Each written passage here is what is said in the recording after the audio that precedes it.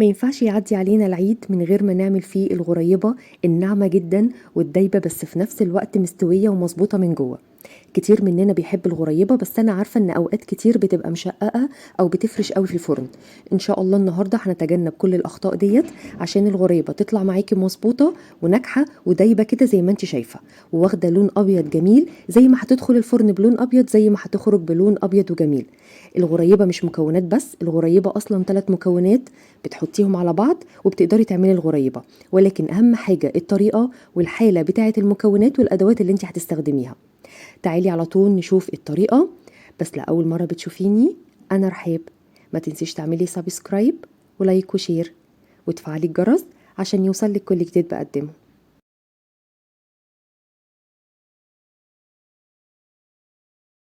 زي ما قلتلك كده في بداية الفيديو ان الغريبة مش مكونات بس، هم 3 مكونات زي ما انت شايفة كده. اللي اهم من المكونات هي الجودة بتاعة المكونات. زي ما قلتلك في الفيديو بتاع الكحك اهم حاجة الدقيق. كل ما كان الدقيق نوع كويس، مش شرط يكون بتاع الكحك والبسكوت بس، كل ما كان نوع كويس كل ما كانت الغريبة او اي بسكوت هتعمليه هيطلع معاكي كويس جدا. هنا معايا كوبايتين من الدقيق متعدد الاستخدامات، ولكن طبعا يكون نوع كويس جدا. معايا كمان نص كوباية من السكر البودر المنخول والجاهز.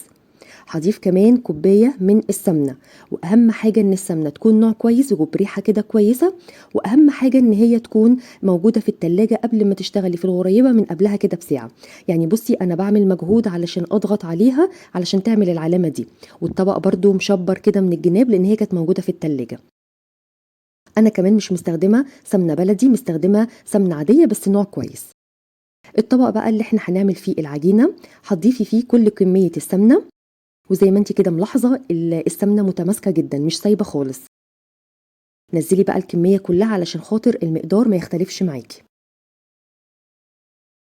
بعد كده هضيف نص كوباية السكر البودر، ويا ريت تنخليه بقى علشان لو في اي تكتلات ولا حاجة. وبعد كده هقلب بس كده السمنة مع السكر تقليبة، لاني طبعا هضربهم مع بعض بمضرب البيض، فممكن السكر يبهدل الدنيا حواليا.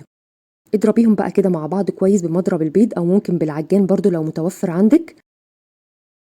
ومن وقت للتاني كده نزلي الجوانب عشان لو الجوانب فيها سكر ولا حاجة كلها تكون قوام واحد. واهم خطوة في الغريبة ان انت تضربي السكر والسمنة كويس جدا جدا مع بعض لحد ما قوامها يكون كريمي جدا، وفي نفس الوقت لونها يبقى فاتح جدا زي ما انت شايفة. كل ما هتضربيها مع بعض كويس ولونها يبقى فاتح، كل ما الغريبة هتطلع معاكي لونها فاتح. اوقات كتير بنستخدم سمنة لونها غامق، بس مع الضرب كتير مع السكر لونها بيفتح معاكي. بعد كده بقى ضيفي الدقيق شوية بشوية. انا كده خلاص ضفت كل كمية الدقيق، انا كده استخدمت الكوبايتين كلهم. هلم بقى كده العجينة لحد ما الاقيش اثر للدقيق خالص. عجينة الغريبة بتبقى طرية جدا جدا، بس في نفس الوقت لما تيجي كده تعملي كورة وتضغطي عليها بصبعك تلاقيها مش مشققة من الجناب، وبرده بتبقى ملزقة معاكي في ايديكي. يعني ما تقوليش ان هي ملزقة فانا هضيف شوية دقيق عشان تبقى متماسكة، لو ضفتي دقيق هتشقق معاكي، هي بتبقى بتلزق. هغلفها بقى واشيلها في التلاجة اقل حاجة ساعتين، بس كل ما هتشيليها في التلاجة مدة اطول كل ما هتطلع معاكي مظبوطة جدا. انا شلتها يا دوبك بس ساعتين في التلاجة. وبعد كده بقى هنبتدي ان احنا نشكل الغريبة. الصينية اللي هتدخل الفرن طبعا هتشيليها في الفريزر لمدة ربع ساعة، وبعد كده تبقي تشكلي عليها الغريبة. انا كمان هستخدم الميزان عشان بحب الغريبة تكون كلها وزن واحد او مقاس واحد. انا خليتها تبقى 10 جرام، الوزن دوت كويس جدا. هتبقى صغيرة معاكي بس على بال ما تفرش بس شوية وحاجات بسيطة كده في الفرن هيبقى المقاس بتاعها مظبوط جدا. حسيتي كده ان هي بتلزق في ايديكي وانتي بتشكليها، اغسلي ايديكي بالميه الساقعه ونشفيها كويس وارجعي شكلي الغريبه. وبين كل واحده والتانيه وانتي بتوزنيها حاولي تصفري الميزان علشان الوزن يطلع معاكي مظبوط. الحجم ده كويس جدا على بال ما تدخل الفرن وتفرش شويه صغيرين بس هتلاقي المقاس معاكي مظبوط قوي. زينيها بقى بأي حاجة انتي بتحبيها او باللي متوفر عندك. يعني انا زينتها كده بالفستق، ممكن بالفستق بالسبرينكلز اللي هو شبه اللولي، بالشوكة. يعني انا وريتك في بداية الفيديو ان انا كنت برضو مشكلاها بالشوكة او من غير خالص، مش مشكلة خالص، دوت على حسب الذوق. خلصي بقى الكمية كلها وبعد كده شيليها في التلاجة لمدة نص ساعة كاملين، ما تحطهاش في الفرن على طول.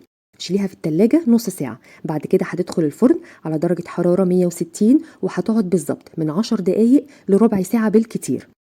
راقبيها كده، ولو لقيتيها اخدت لون اشقر فاتح جدا خلاص تبقى جاهزه. خرجيها من الفرن وسيبيها كده في الصواني بتاعتها لمده ربع ساعه كاملين، ما تجيش جنبها خالص لان هي بتبقى طريه جدا. بصي بقى بتطلع معاكي مظبوطه ازاي، مش مشققه خالص، اللون بتاعها من تحت اشقر فاتح وجميله جدا، زي ما دخلت بيضه زي ما خرجت، وناعمه جدا ودايبه جدا جدا. وبس كده انا خلصت غريبة العيد. اتمنى بجد ان الوصفة والطريقة تكون عجبتك، ولو عجبتك ما تنسيش تعملي لايك. وبالهنا والشفا مقدما، واشوفكم في فيديو جديد.